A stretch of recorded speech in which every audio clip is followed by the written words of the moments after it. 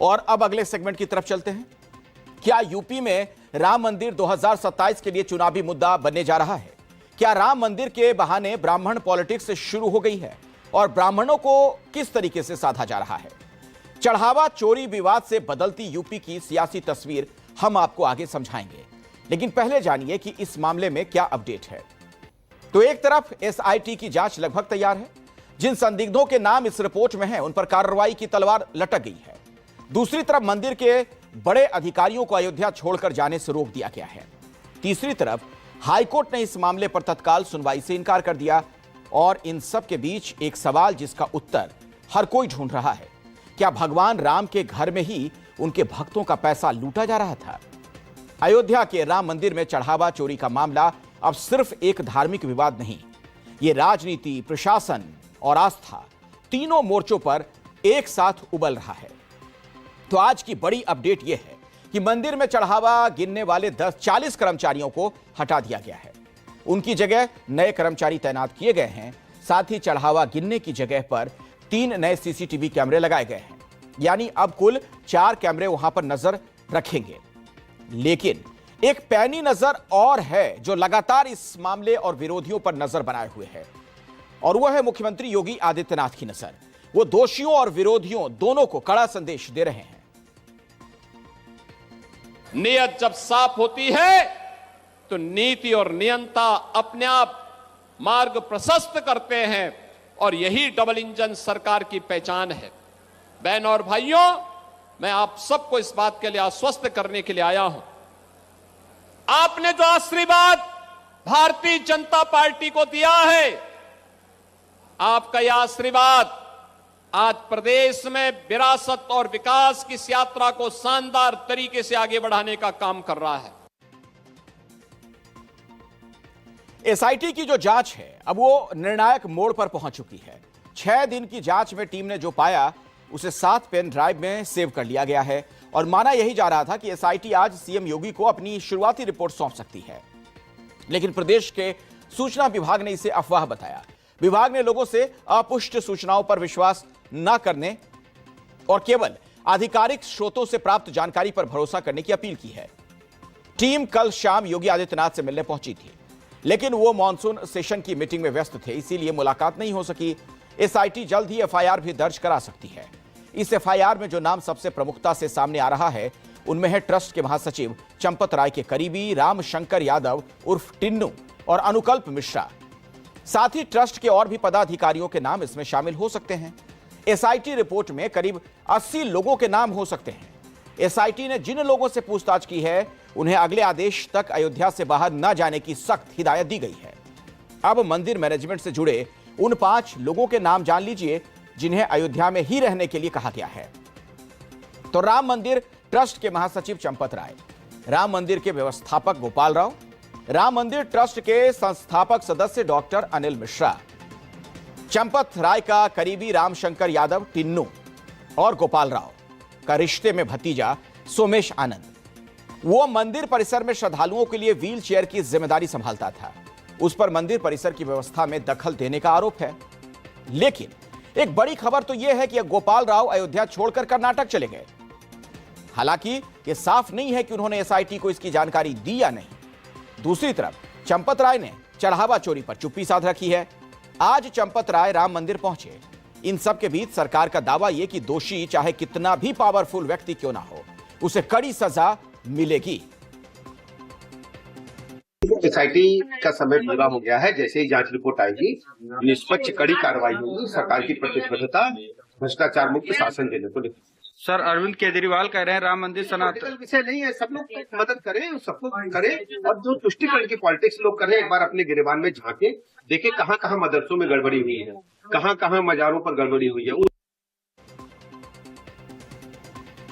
SIT की जांच में यह सामने आया है कि चढ़ावा गिनने से लेकर मंदिर के पूरे मैनेजमेंट तक चंपत राय, डॉक्टर अनिल मिश्रा और गोपाल राव के भतीजों और रिश्तेदारों ने जड़ें जमा रखी थीं। और सिर्फ चढ़ावा चोरी नहीं, एसआईटी को निर्माण और जमीन खरीद में भी भारी गड़बड़ी मिली है। चंपत राय के भतीजे चंदन राय पर आरोप यह है उसने मंदिर के लिए सर्कल रेट से महंगी जमीन खरीदी।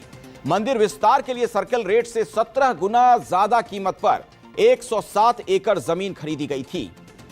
कई जमीनें नजूल और मंदिरों के नाम थी जिन्हें खरीदा बेचा ही नहीं जा सकता था। वो पहले किराए के मकान में रहता था, लेकिन अब अयोध्या में उसके नाम कई बीघे जमीन है। हरिद्वार में तो एक होटल तक होने की जानकारी मिल रही है। सोमेश आनंद मंदिर की व्यवस्था देखने वाले विशेष आमंत्रित सदस्य गोपाल राव का भतीजा है। व्हील चेयर व्यवस्था देखना उसका काम था। उस पर चढ़ावा चोरी का आरोप है और दावा यह किया जा रहा है कि वो बोरे में भरकर सामग्री ट्रेन से कर्नाटक ले जाता था और फिर खाली हाथ फ्लाइट से वापस लौट आता था। पिछले 3-4 साल में उसने 50 से ज्यादा ऐसी यात्राएं की। मनीष चंपत राय के सबसे खास सहयोगी और चढ़ावा चोरी मामले में घिरे रामशंकर यादव उर्फ टिन्नू यादव का भतीजा है।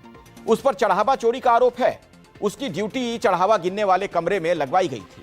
मनीष यादव की निशानदेही पर टिन्नू के घर से 36 लाख रुपए बरामद हुए। अनुकल्प और लवकुश मिश्रा डॉक्टर अनिल मिश्रा के रिश्तेदार हैं। दोनों आपस में जीजा साला हैं।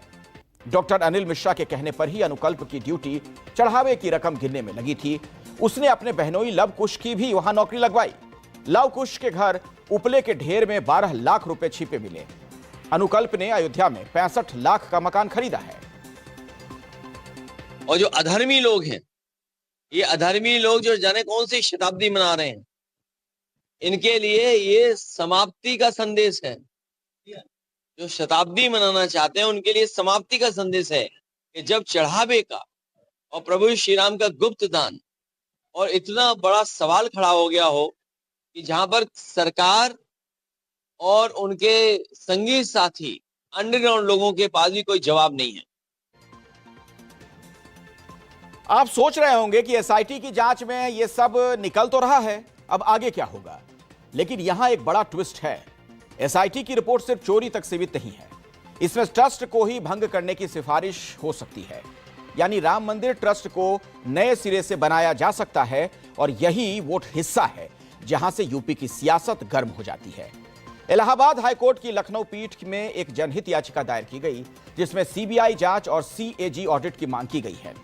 याचिकाकर्ता मोहित अशोक ने तत्काल सुनवाई की गुजारिश की, लेकिन हाईकोर्ट ने तत्काल सुनवाई से इनकार कर दिया है और मामले को सामान्य प्रक्रिया में सूचीबद्ध करने का निर्देश दिया।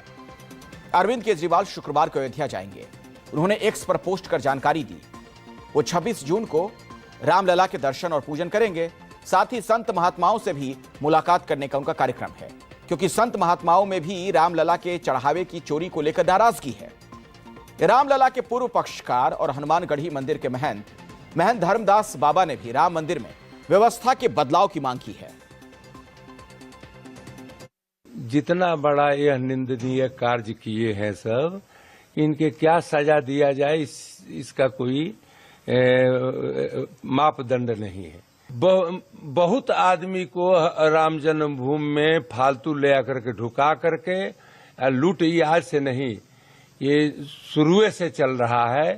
थोड़ा कम थोड़ा बेसी। जोगी जी के बैठाए हैं, का नाम है ये एसआईटी, तो जोगी जी किसी चोर के बख्शेंगे नहीं। भाई आप बताइए कि जिस सरकार के तहत ये चोरी हुई, सरकार की जानकारी में हुई, सरकार के आला लोग उसमें शामिल हैं इस पूरे ट्रस्ट में, यही एसआईटी बनाएंगे। मर्यादा पुरुषोत्तम राम ने सत्ता ठुकरा दी थी, राजपाट ठुकरा दिया था सिद्धांत की रक्षा के लिए।